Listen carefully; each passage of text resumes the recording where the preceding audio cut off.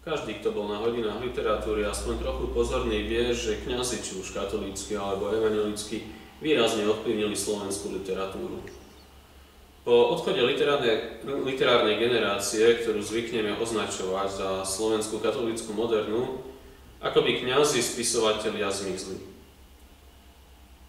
Tí, ktorí predčasom zachytili informáciu, že cenu Ivana Kráska za rok 2009 získal katolícky kňaz Vladimír Štefanič, museli ostať trochu prekvapení.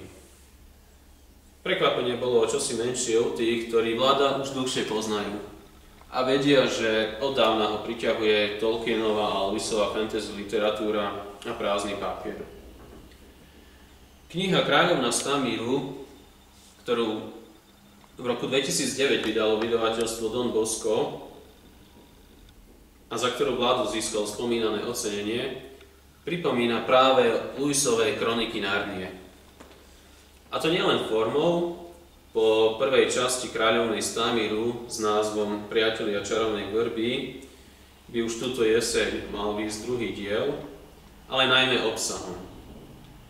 Dedinka Tamír, ležiaca uprostred Lórenských hôr, v ktorej žije tajomná vrba, prihovárajúca sa ľuďom svojimi listami s príznačným menom Jason, rozprávajúce soby Michal a Rafael, záhadný starec Smajlo, ale najmä malá Natálka, ktorá vníma to, čo je očiam neviditeľné, tvoria fascinujúci svet, po ktorom má čitateľ chuť túlať sa rovnako ako po vrchoch a údoliach Narnie. Každý, kto Kráľovnú Stamíru vezme do svojich rúk, si jednoducho povie: dobrá kniha.